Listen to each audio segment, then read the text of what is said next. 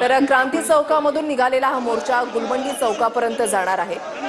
गुलमंडी चौक हा नेहमीच जर छत्रपती संभाजीनगरमधला हा चौक पाहिला तर दिवाळीच्या निमित्तानं किंवा इतर सणावारांच्या निमित्तानं या ठिकाणी हा परिसर पूर्णपणे गजबजलेला असतो आणि या गुलमंडी चौकातच ठाकरेंची सभा सुद्धा आयोजित करण्यात आलेली आहे। दिवाळी अक्षरशः 10-15 दिवसांवर आलेली आहे आणि अशा वेळेला अतिवृष्टीग्रस्त शेतकऱ्यांना योग्य तो मोबदला मिळावा ही प्रमुख मागणी करत हा मोर्चा जो आहे तो आयोजित करण्यात आलेला आहे।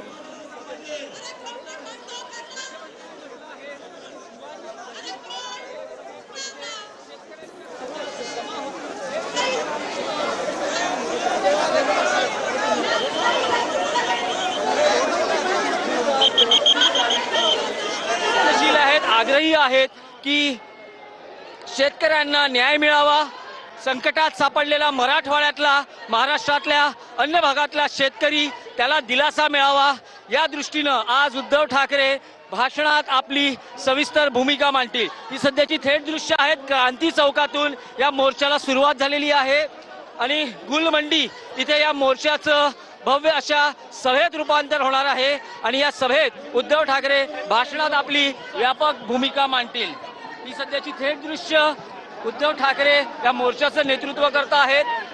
असंख्य शिवसैनिक शेतकरी या मोर्चात सहभागी झालेले आहेत आणि उद्धव ठाकरेंचं म्हणणं आहे की थेट प्रसार माध्यमांची या मोर्चात न बोलता ते या मोर्चाच्या सभेच्या व्यासपीठावर आपली सविस्तर भूमिका मांडणार आहेत।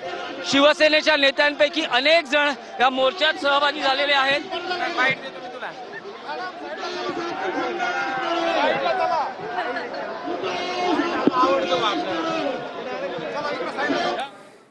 तर शेतकऱ्यांना संपूर्ण कर्जमुक्ती, अतिवृष्टीग्रस्तांना हेक्टरी 50,000 रुपयांची मदत, पीक विम्यासाठी बदलण्यात आलेले निकष पूर्ववत करणं आणि पुरामध्ये जनावर आणि घरांच्या झालेल्या नुकसानीची संपूर्ण मदत द्यावी अशा विविध मागण्या ठाकरे गटाकडून या मोर्चाच्या माध्यमातून केल्या जात आहेत। आणि या मोर्चामध्ये खासदार संजय राऊत, शिवसेनेचे नेते सुभाष देसाई, चंद्रकांत खैरे, खासदार अनिल देसाई, दास तानवे यांच्यासह अनेक पहिल्या फळीमध्ये नेते जे आहेत ते सध्या हजर आहेत। तर शिवसेनेचे हे सर्व महत्त्वाचे नेते तर या मोर्चामध्ये सहभागी झालेच। मात्र मराठवाड्यातील अनेक ठिकाणचे, अनेक तालुक्यांमधले शेतकरी देखील या मोर्चामध्ये सहभागी झालेले आहेत। छत्रपती संभाजीनगरमधले शिवसेनेचे कार्यकर्ते आणि मराठवाड्यातले देखील इतर विभागामधले कार्यकर्ते देखील या मोर्चामध्ये सहभागी झालेले आहेत। हा विराट मोर्चा असणार हे या आधीच स्पष्ट करण्यात आलेलं होतं आणि तसाच हा विराट मोर्चा आता छत्रपती संभाजीनगरमध्ये काढण्यात आलेला आहे। मात्र आता लक्ष ठाकरेंच्या भूमिकेकडे लागलेला आहे। नेमकं उद्धव ठाकरे काय जनतेला मार्गदर्शन करतात, काय संबोधित करतात हे बघणं अतिशय महत्त्वाचं असणार आहे।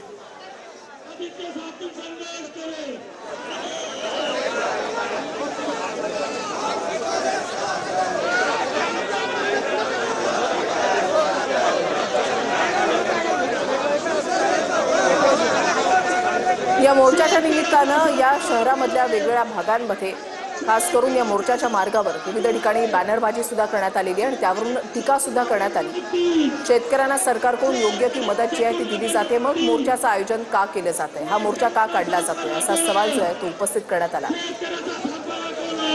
शेतकऱ्यांचा सातबारा कोरा झाला पाहिजे, संपूर्णपणे कर्जमुक्ती झाली पाहिजे, 50,000 हेक्टरी मदत ही मिळाली पाहिजे अशा प्रमुख मागण्या करत हा मोर्चा जो आहे तो काढण्यात आलेला आहे। मोठ्या संख्येनं या ठिकाणी शेतकरी, त्याच्यानंतर महिला आणि स्थानिकांचा मोठा सहभाग आहे। मात्र जे लोक सहभागी झाले त्याच्यावरून सुद्धा टीका करण्यात आली आहे आणि हा मोर्चा क्रांती चौकातून सुरुवात झाली होती। हा मोर्चा आता सिल्लेखाना चौकामध्ये पोहोचलेला आहे। त्यानंतर काही वेळातच हा मोर्चा जो आहे तो पैठण गेटवरतून गुलमंडीपर्यंत पोहोचणार आहे। साधारणपणे अर्ध्या तासामध्ये हा मोर्चा जो आहे तो सभेच्या ठिकाणी पोहोचणार आहे। खरं तर मराठवाड्यामध्ये सातत्याने 15 ते 20 दिवस मोठ्या प्रमाणात अतिवृष्टी झाली होती आणि या अतिवृष्टीमुळे शेतकऱ्यांचं हातोनात जे आहे ते नुकसान झालं होतं। साधारणपणे 24 लाख हेक्टरवरती मराठवाड्यातल्या 8 जिल्ह्यांमध्ये शेतकऱ्यांचं प्रचंड मोठं नुकसान जे आहे ते झालं होतं। यामध्ये जवळपास 24 ते 25 नागरिकांना आपले प्राण गमवावे लागले होते। अनेक लोक पुराच्या पाण्यात वाहून गेले होते। काही लोक घरांमध्ये पाणी घुसल्यामुळे सुद्धा त्यांना आपले प्राण गमवावे लागले होते। त्याचबरोबर हजारो जनावरं सुद्धा जे आहे ते या पुरामुळे मृत्युमुखी पडले होते। अगदी ज्या ठिकाणी जनावरं दावणीला बांधले गेले होते त्याच ठिकाणी सुद्धा जनावरांना आपले प्राण गमवावे लागले होते। शेळ्या असतील, कोंबड्या असतील किंवा शेतकऱ्यांची पिकं असतील, ही पिकं सुद्धा मोठ्या प्रमाणात उद्ध्वस्त झाली होती। त्यामुळे मराठवाड्यामध्ये एक वेगळा हाहाकार उडाला होता। हे सगळं वास्तव दृश्य चित्र जगासमोर आलं होतं। त्यानंतर या पूर परिस्थितीची भीषणता सुद्धा जगाला कळली होती। ही परिस्थिती अशी निर्माण झाल्यानंतर सत्ताधारी पक्ष आणि विरोधी पक्ष दोघांनीही मराठवाड्यातल्या वेगवेगळ्या गावांचे दौरे केले, शेतकऱ्यांच्या पूर परिस्थितीची पाहणी सुद्धा केली। त्यानंतर सरकारकडून 31,000 कोटीचं पॅकेज सुद्धा जाहीर केलं। मात्र उद्धव ठाकरे यांनी सरकारच्या विरोधात मोर्चा घोषित केला होता। या मोर्चाचं नाव हंबरडा मोर्चा असं देण्यात आलं होतं आणि हाच हंबरडा मोर्चा जो आहे तो आपण निघालेला पाहत। शेतकरी कर्जमाफी आणि शेतकऱ्यांना भरीव नुकसान भरपाई देण्यात यावी अशी प्रमुख मागणी या मोर्चाची आहे। शेतकऱ्यांना एकरी 50,000 रुपये अशी घसघशीत आणि भरीव मदत करण्यात यावी अशी मागणी उद्धव ठाकरे यांनी केलेली आहे। आणि याच मागणीसाठी सरकारच्या विरोधात शिवसेना ठाकरे गटाकडून हा मोर्चा काढण्यात येत आहे। ज्या मोर्चाचं नेतृत्व हे उद्धव ठाकरे करत असताना आपण या ठिकाणी पाहत आहोत। उद्धव ठाकरे, आदित्य ठाकरे, संजय राऊत, अरविंद सावंत, अंबादास दानवे हे सगळेजण या मोर्चात मोर्चेकऱ्यांबरोबर चालत असल्याचं सुद्धा आपल्याला पाहायला मिळतं आहे।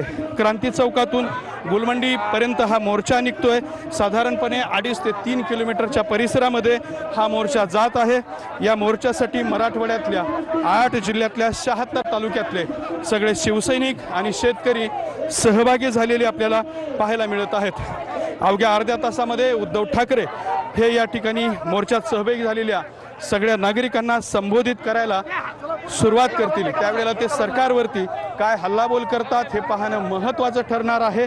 मात्र दुसऱ्या बाजूला हा मोर्चा निघण्याआधीच मोर्चावरती सुद्धा वेगवेगळ्या पातळीवरती टीका टिप्पणी जी आहे ती सुद्धा सुरू झाल्याचं आपल्याला पाहायला मिळालं होतं।